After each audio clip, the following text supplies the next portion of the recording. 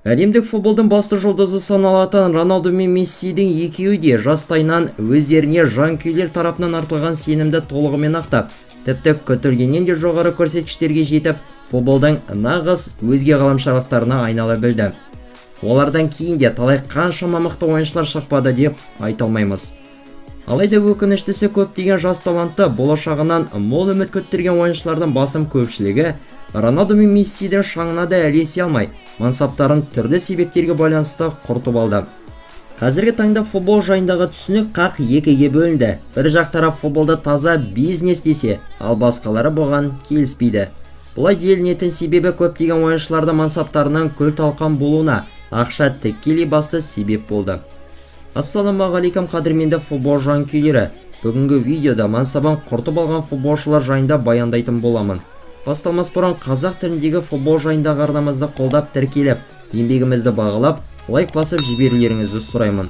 Олай болса, бастайық. Поль Погба.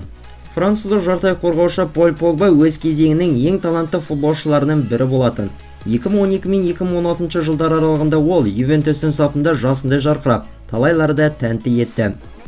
Көп жағдайда футболшылардың мансаптары әрі көлемдегі келісімшарт пен ақша себебінен құрдымға кетеді. Погбаның жағдайында да солай болды десек болады. 2016 жылдың жаз айында ол Манчестер Юнайтедтің сапына бақандай 110 миллион еуроға ауысты. Және Погбаның ағашында клуб сапындағы жалақысы жылына шамамен 13 миллион еуроны құрады. Манчестер Юнайтедтің сапына ауысқаннан соң біз бұрынғы Погбаны көрмедік. Футболшы мансабын одан әрі жетілдіргеннің орнына көп жағдайда босаңсуды жөн санады. Погба 2018 жылғы әлем чемпионатында Франция құрамасын алға сүйреп, өз ұлттық құрамасымен бірге таңғажайып жетістікке жете білді. Алайда футболшының клубтық жолын сәтті болды деп айта алмаймыз. Жарақаттар, сондай-ақ допингке байланысты дисквалификация Погбаның мансабын одан сайын күл талқан қылды. Ансу Фати. Испаниялық Ла Масия академиясынан шыққан Ансу Фати болашағынан орасан зор үміт күттірген жарқын ойыншылардың бірі болды. Ол өзінің бар болғаны 16 жасынан-ақ Барселонаның негізгі құрамында ойнап, жасындай жарқырап жүрді. Ламин Ямальға дейін ол Барселона, сондай Испания құрамасы сапындағы ең жас гол соққан ойыншы атанып, талай рекордтарды орнатқан еді. Барсаны бұл ойыншыға қатты сенім артқаны соншалық, команданың нағыз аңыз ойыншысы болған әйгілі Лионель Мессидің 10-шы номерлі жейдесі Ансу Фатиге аманат етіп берілген болатын. Алайда өкінішке орай команданың болашақ жаңа Месси деп күтілген талантты жұлдызды мансабын жарақаттар құртаптанды. Бір ғана мысал келтіріп өтейін. Фатидің жалғыз бір ғана тізесінің өзіне алма кезек қатарынан 4 рет ота жасалынды. Және осының салдарынан ол бақандай 486 күн бойы футбол ойнау мүмкіндігінен айырылды. Жарақаттардан соң Фатидің бабына келуі мүмкін болмады. 2023-24 жылғы маусымда Фати Брайтонның сапында жалда ойнап көрген еді. Алайда бұдан түк те шықпады. Кезінде талайлар тамсанған Фати қазіргі күнде Барсаға еш маңызы жоқ ойыншыға айналды. Қадірменділер, бірер минут уақыттарыңызды бөлуге тура келеді. Өкініштісі басым көпшілігі видеоларымызды қарап, құрт тіркелмей өтіп кете салады. Статистика бойынша бақандай 60% көрермендеріміз видеоларымызды тіркелмей көреді екен. Сондықтан егер әлі тіркелмеген болсаңыздар, арнамызға жазылуларыңызды сұраймын. Сіздер үшін бұл түкке тұрғысыз бірнеше секундтық уақыт, ал біз үшін үлкен қуантарлық шабыт. Ендеше көпке созбай жалғастырайын. Айтпақшы, видеоға лайк басуды да ұмытпаңыздар.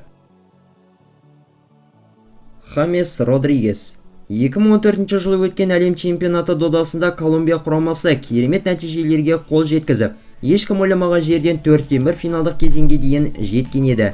Және Хамес Родригес дәл сол Колумбия құрамасының басты жұлдызы әрі қаһарманы болды. Ол өзінің соққан 6 голының арқасында Мундиалдың ең үздік бомбардирі атанған болатын. Әлем чемпионатындағы керемет ойындарының арқасында Хамес бірден бір шама алпауыт ұжымдардың қызығушылық назарына ілікті. Және солардың арасынан ең қарқынды әрекет жасаған Реал колумбиялық жас жұлдызды ойыншыны көп ойланбастан 80 миллион еуроға сатып алды. Алайда онсыз да сол кезде шабуыл қапталындағы мықты ойыншылардан таршылық көрмейтін Реалға Хаместің ауысуы қателік болды. Реал сапындағы жартылай шабуылшының алғашқы маусымы соншалықты жаман болған жоқ. Алайда ол сол күйі Мадридтік команданың сапында негізгі құрам ойыншысына айнала алмай, ақыры болмағаннан кейін 2017 жылы Баварияға жалға ауысты. Немістік команда сапында да Хамес өзін ойдағыдай көрсете алмай, олар футболшыны өздерінде қалдырып сатып алудан бас тартты. Осылайша Хамес Родригесті мансабының көптеген басым бөлігі қосалқы құрамда отырумен өтіп кетті. Жасында жарқырап бірден сөніп қалған бұл футболшының қазір жасы 33-те. 33-де Роналду мен Мессилер шіркін не істеп еді? Ал Хамес болса мексикалық Леон сапында доп теуіп жүр. Әлем чемпионатында жарқырап жанған Хамес өкінішке орай өзінің талантын толықтай пайдалана алмады.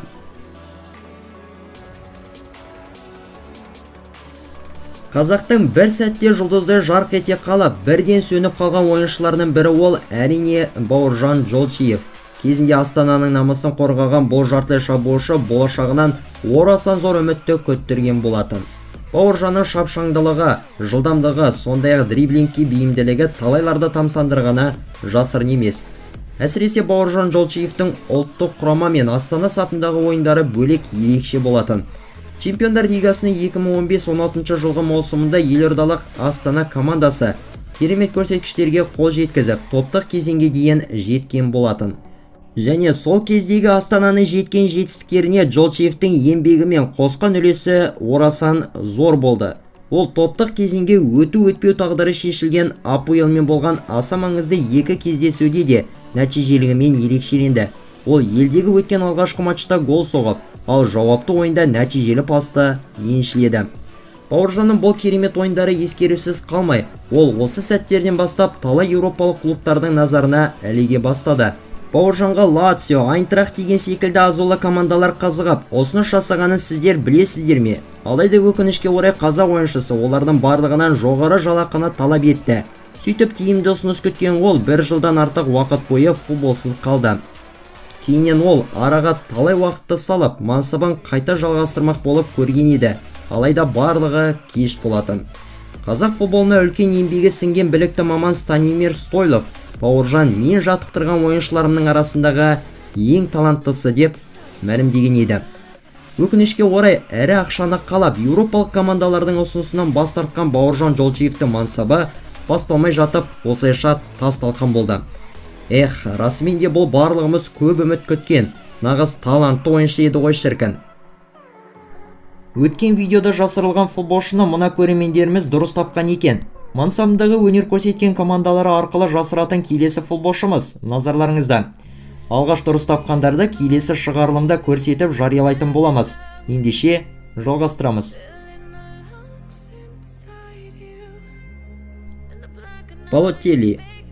Марио Балотелли болашағынан зор үміт күттірген шабуылшылардың бірі болды. 2010 жылы тіпті ол жылдың ең үздік жас ойыншысына табысталатын Golden Boy жүлдесін жеңіп те алған болатын. 2012 жылы өткен Еуропа чемпионатында Балотелли жартылай финалдық кезеңде Германия құрамасына дубль жасап, жасындай жарқырады. Кейіннен 2013 жылы ол Милан сапына ауысқан болатын. Және мұнда ол өз мансабындағы ең жарқын кезеңдердің бірін өткізіп, қатысылған 43 ойында 26 голды соғып көзге түсті. Өзінің барлық мансабы бойы ол Милан, Интер, Ливерпуль, сондай-ақ Манчестер Сити деген сынды топ клубтарда өнер көрсетті. Алайда Балотелли қай жерде өнер көрсетсе де тәртіпсіздігімен көзге түсіп, шулатып жүретін. Балотелли жаттықтырушылармен және әріптестерімен төбелесетін. Тіпті бірде ол өз үйін жағып жібере жаздаған. Балотеллидің бұдан да басқа ессіз әрекеттері жиі айтылатын. Көпшілік мықты шабуылшыға айналады деп күткен Марио Балотелли осылайша балаға тән әрекеттерінің салдарынан мансабын құртып алды. Каутиньо. Біздің бүгінгі топтамамыздың 3-ші орнына бразилиялық жұлдызды ойыншы Филиппе Каутиньо жайғасады. Бұл футболшының мансабын клуб таңдауда қателік жасағаны құр топтанды. Каутиньоның нағыз бабында жүрген кездеріндегі ойындары расымен де бөлек болатын. Жастайынан керемет дриблингпен алыстан жойқын соққыларды жетік меңгерген футболшы талай футбол жанкүйерлерін өз ойындарымен сүйсіндіретін. Оған жас кезінен бастап Бразилия футболының болашақ супер жұлдызы деп көп үміт артылды. 2013 пен 2018 жылдар аралығында Ливерпуль сапында Каутиньо өз мансабындағы ең жарқын кезеңдерді өткізді. Мұнда ол 201 ойын өткізіп, 54 голмен 46 голдық пасты еншілеген болатын.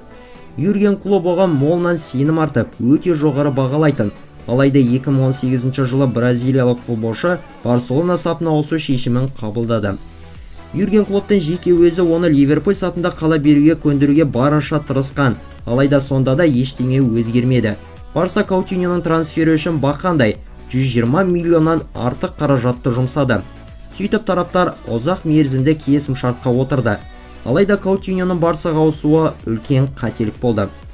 Каталондық клубтың жанкүйерлері бұл ойыншыны Андрес Иньестаның орнын алмастырушы деп күтті, алайда іс жүзіне келгенде бәрі басқаша болды.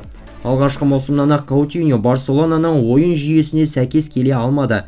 Осыған байланысты ол команда сапында ойындарға өте сирек қатысты. Қатысылған сол аз ойындарда Каутиньо өзін жөндеп таныта алмады. Осылайша ол азғантай ғана уақыт аралығында супер жұлдыз дәрежесіндегі ойыншыдан еш маңызы жоқ ойыншыға айналып шыға келді. Филиппе Каутиньо Барсадан соң Бавария және Астон Вилла саптарында ойнап, мансабын қайта қалыпқа келтіруге тырысты, алайда бұдан ештеңе де шықпады. Қазіргі таңда 32 жастағы футболшы бразилиялық Васко да Гама сапында доп тебеді. Егер дәл сол кезде клубтың айтқанына көніп, Ливерпуль сапында қала бергенінде бәлкім барлығы басқаша болар ма еді? Кім білсін?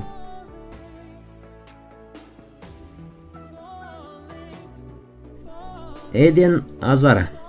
Бельгиялық экс-жұлдызды футболшы Эден Азардың мансабы тым қысқа болса да, ол жанкүйерлер тәнті болатындай қаншама нәрселерді жасап кетті. Жастайынан ол керемет техниканы, жылдамдықты, сондай голдарды әдемілеп соға білуді меңгерді. Осылардың арқасында ол Еуропаның ең перспективті жас ойыншыларының бірі болды. Француздық Лильден соң ол 2012 жылы лондондық Челсидің сапына ауысты. Және мұнда Азар өзінің ең керемет кезеңдерін бастан өткізді. Лондондық ұжым сапындағы өткізілген 7 маусымда ол Челсимен бірге АПЛ, Англия кубогы, сонымен қоса Еуропа лигасы турнирлерінде топ жарды. Сөзсіз Эден Азар өзінің нағыз прайм кездерінде Челсиді алға сүйреді. Челси сапындағы Азардың ойын деңгейі сөз жоқ, керемет болатын. Алайда мәселенің барлығы оның Реалға ауысқаннан басталды. 2019 жылдың жаз айында Реал Азарға үлкен сенімменен үмітті артып, оны бақандай 115 миллион еуроға сатып алды. Мадридтіктер Азарды команданың супер жұлдызы болады деп күтті, алайда барлығы басқаша болды. Сол жылғы Чемпиондар лигасынан топтық кезеңіндегі PSG-мен болған ойында Азар ауыр жарақат алды. Және міне дәл осы жарақат Азардың мансабының тас-талқанын шығарды десек болады. Әрі қарай жағдай түзелгеннің орнына одан бетер қиындай берді. Оған қоса Азарда артық салмақ бойынша үлкен мәселе болып, ол 80 келідей салмақ жинады. Бұл оның жарақаттарын одан сайын көбейте берді. Қысқаша ғана айтар болсам, Азар Реалдың сапында жалпы саны 18 рет жарақат алды. Және осының салдарынан ол бақандай 498 күнді футболсыз өткізуге мәжбүр болған. Реал Азарға мүмкіндік бермеді емес, берді. Алайда бұдан ештеңе де шықпады. Сөйтіп түптің түбінде ол бар болғаны 32 жасында 2023 жылдың қазан айында футболдық мансабын ресми түрде аяқтады.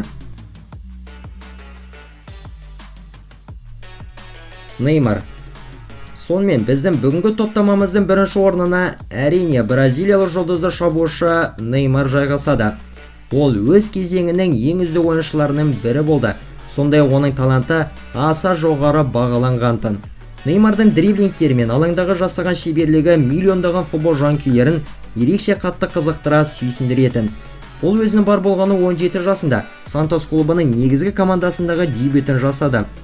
Бұл командадағы алғашқы маусымның өзінде ол 48 ойында 14 голды соғып, сол кезден бастап талайлардың назарына ілікті. Сантостан соң Неймар 2013 жылдың жаз айында Барселонаға ауысып, трансфердің құны 57 миллион еуроны құрады. Сөзсіз Неймар Барселона сапында Месси, сондай-ақ Суарестермен бірігіп, керемет кезеңдерді бастан өткізді. Каталондық ұжым сапында жасындай жарқыраған ол 4 маусым уақыттың аралығында клубпен бірге 9 жүлдені жеңіп алды. Неймардың Барсадағы кезеңі қысқа болып, 2017 жылдың жаз айында ол ешкім ойламаған жерден PSG-ға ауысу шешімін қабылдады. Осылайша футбол тарихындағы ең қымбат трансфері орын алды. Париждік клуб оны бақандай 222 миллион еуроға сатып алды. Неймардың PSG сапындағы мансабын футбол жанкүйерлері әртүрлі бағалайды. Әсіресе көпшілік оның Францияға ауысуын үлкен қателік болды деп санайды. Неймардың PSG-дағы мансабы нашар болды деп айта алмаймыз. Тек Чемпиондар лигасының жүлдесі жетіспей қалды. Жалпылай айтқанда Неймардың PSG-дағы бабы керемет болды. Неймардың мансабы мен сәтсіздігі туралы айта беруге, тіпті бәленбай сағаттық фильм шығарып тастауға болады. Әркім әртүрлі айтады. Анығы өкінішке орай Неймар өзінің талантын толықтай аша алмады. Оның мансабының талқан болуына жалпы көптеген нәрселер себеп болғаны рас. Жарақаттар, келіспеушіліктер, клубты дұрыс таңдамау және де жұлдыз ойыншылардың көлеңкесінде қалу. Сонымен қатар Неймардың өзінен де қаншама қателіктер кеткенін жоққа шығара алмаймыз. Ойыншы көп жағдайда сауық кештерді футболдан қарағанда жоғары қойды. Шіркін, егер де Неймар Роналду мен Левандовскилер секілді футболшы ретінде өзіне көп көңіл бөлгенде қалай болар еді? Кім білсін? Кезінде Роналду мен Мессилерден кейін басты жұлдыз болып, талай алтын допты жеңіп алады деп біз күткен Неймардың мансабы осылайша тасталқан болды. Осымен бүгінгі шығарылымымыз өз соңына келіп жетті. Егер ұнаған болса лайктарыңызды басуды, сондай-ақ арнаға жазылуды ұмытпаңыздар. Бізде басқа да өте қызықты видеолар жетерлік, көруге кеңес береміз. Келесі кездескенше аман болайық.